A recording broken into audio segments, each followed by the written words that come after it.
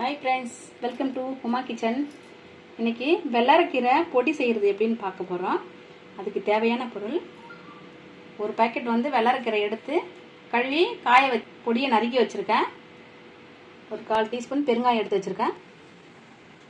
கொஞ்சமா கருவேப்பிலை எடுத்து வச்சிருக்கேன். காஞ்ச மிளகாய் கொஞ்சம் எடுத்து வச்சிருக்கேன். இதுல ஒரு 1/4 கப் கடலை பருப்பு எடுத்து வச்சிருக்கேன். 1/2 கப் துவரம் பருப்பு எடுத்து வச்சிருக்கேன். இப்போ எப்படி செய்யுதுன்னு பார்க்கலாம். ஆன் பண்ணிக்கிறேன். இதில் கடாய் வச்சுக்கிறேன்.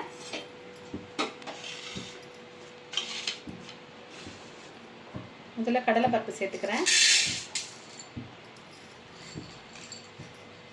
துவரம் பருப்பு சேர்க்கிறேன்.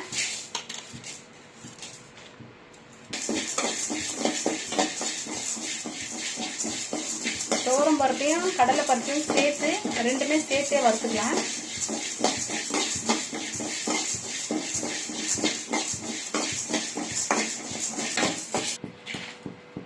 மிளகாய் சேர்க்கிறேன். இப்போ கருவேப்பிலை சேர்க்கிறேன்.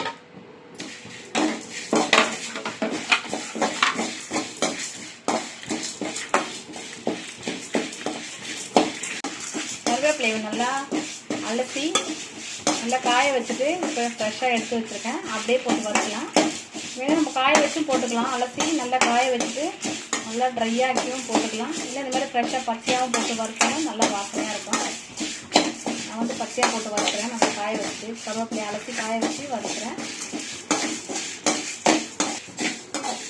இப்போ பருப்பு வறந்துருச்சு, எடுத்துக்கலாம்.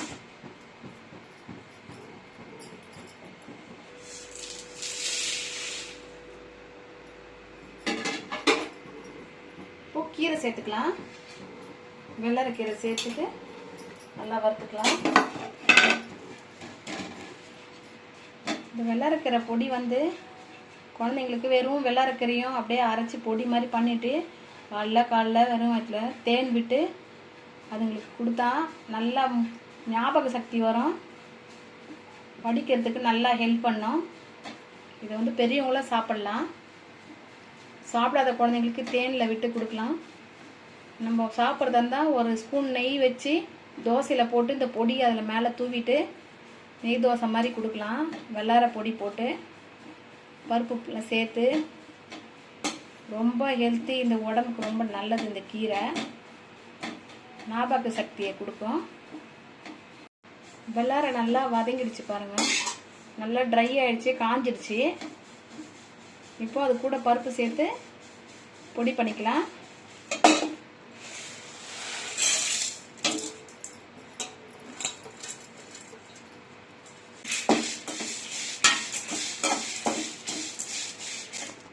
அலசி நல்லா வெயில்லையும் காய வச்சுக்கலாம். இல்லை ஃபேன் காற்றுல கூட நம்ம நியூஸ் பேப்பர் போட்டு அலசிட்டு நல்லா காய வச்சுட்டு கூட நல்லா ட்ரை ஆனதுக்கப்புறம் வறுத்து சேர்த்துக்கலாம். பொடி நல்லா வரும். ஈரத்தன்மை இருக்கும்போது போட்டால் பொடி நல்லா வராது, திரியாக இருக்கும். இது டப்பாவில் கூட போட்டு வச்சுக்கலாம். 1 மாதம் ஆனால் கூட நம்ம வச்சுக்கலாம். ஒன்றுமே ஆகாது. எண்ணெய்லாம் போட்டு வறுக்கக்கூடாது. இந்த மாதிரி வறுக்கணும். இப்போ ஆஃப் பண்ணிக்கிறேன். லைட்டாக கொஞ்சம் பெருங்காயம் சேர்த்துக்கிறேன். பெருங்காயம் போட்டு வறுக்கக்கூடாது, லாஸ்ட்டாக தான் போட்டு வறுக்கணும். பெருங்காயத்தை இந்த ஹீட்டில் மட்டும் போட்டு லைட்டாக அப்படி வதக்கினா போதும். இப்போ இதை ஆற வச்சுட்டு நம்ம பொடி பண்ணிக்கலாம். இப்போ இதை ஆறிடுச்சு. லைட்டாக உப்பு சேர்த்துக்கிறேன். நம்ம தேவையான அளவு உப்பு சேர்த்துக்கலாம்.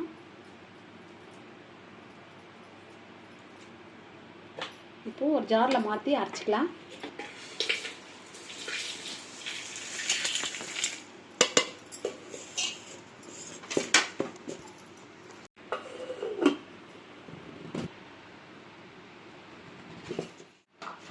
இப்போ பொடி அரைச்சாச்சு. வெள்ளரைக்கீரை பொடி ரெடி ஆயிடுச்சு பாருங்கள். இது இட்லிக்கு நல்லெண்ணெய் ஊற்றி இட்லிக்கும் தொட்டு சாப்பிட்லாம். மிளகா பொடி மாதிரி நல்லாயிருக்கும். குழந்தைங்களுக்கு ஒரு ஸ்பூன் தோசையில் தூவி 1 ஸ்பூன் நெய் போட்டு தோசையிலும் தரலாம். இது எதுவுமே பருப்புலாம் எதுவும் சேர்க்காம வெறும் வெள்ளரை மட்டும் அலசி நல்லா காய வச்சுட்டு பொடி பண்ணி டெய்லியும் தேனில் 1 ஸ்பூன் தேன் கலந்து வெறும் வயிற்றுலையும் சாப்பிட்லாம்.